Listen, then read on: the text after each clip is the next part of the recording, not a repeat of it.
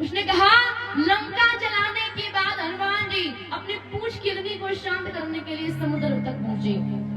वहां उनके शरीर से पसीने के रूप में तेज निकला। उस समय मेरी माँ मछली आहार के लिए मुख खोली हुई थी और वह तेज सीधे जाकर के मेरी माँ के मुख में चला गया और मेरी माँ गर्भवती हो गई। बस उसी से मेरा जन्म हुआ है कि बोला कर लंका दहन पिता जब जल में पहुंच बुझाई थी, उसी समय पसीने की धारा सागर में बह आई थी।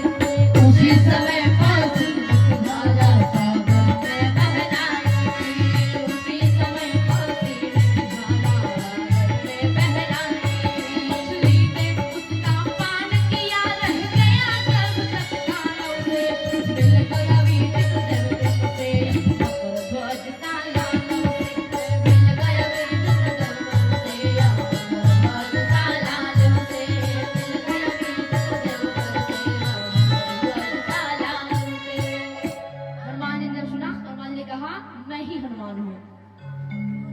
मकर ध्वज ने पिता के चरण स्पर्श किए। हनुमान जी ने अपने पुत्र को गले से लगा लिया। हनुमान जी का पिता के स्वामी की सहायता में कुछ सहयोग करो। मकर ध्वज ने कहा कुछ ही समय में राक्षस बलि के लिए आने वाले हैं।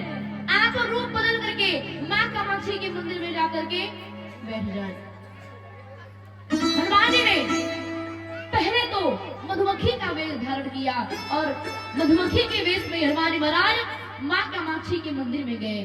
हाथ जोड़ करके सबसे पहले सफलता की कामना करते हैं और कहते हैं माँ क्या वास्तव में आप प्रभु श्री राम और लक्ष्मण जी की बलि लेना चाहती हैं?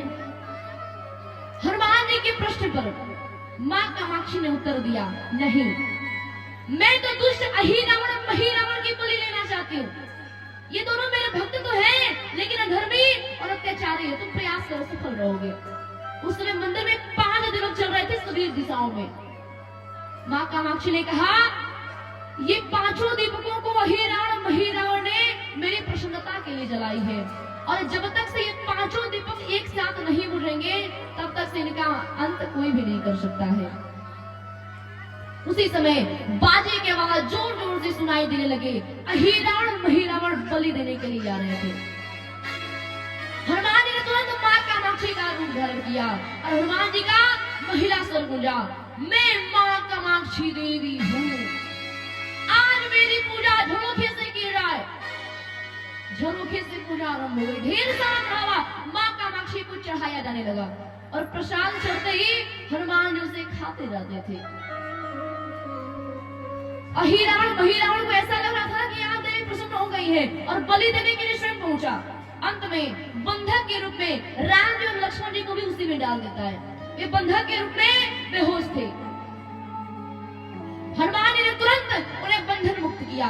अब पाताल लोक से निकलने की बारी थी लेकिन उससे पहले उन दोनों राक्षसों को उनके किए की सजा देनी थी। माँ कामाक्षी की इच्छा को पूरी करनी थी।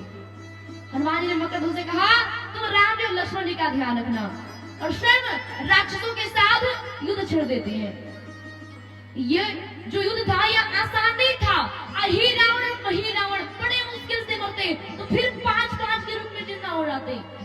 हनुमान जी को याद आया कि जब तक से 5 दीपक एक साथ बुझेंगे नहीं तब तक से इनका अंत नहीं हो सकता है। हनुमान जी ने तुरंत भगवान का स्मरण किया। हनुमान जी ने पंचमुखी बालाजी का रूप धारण कर लिया।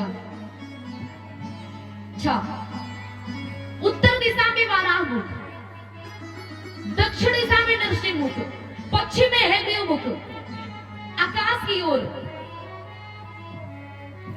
गरुड़ मुख और पूर्व दिशा में हनुमान मुख।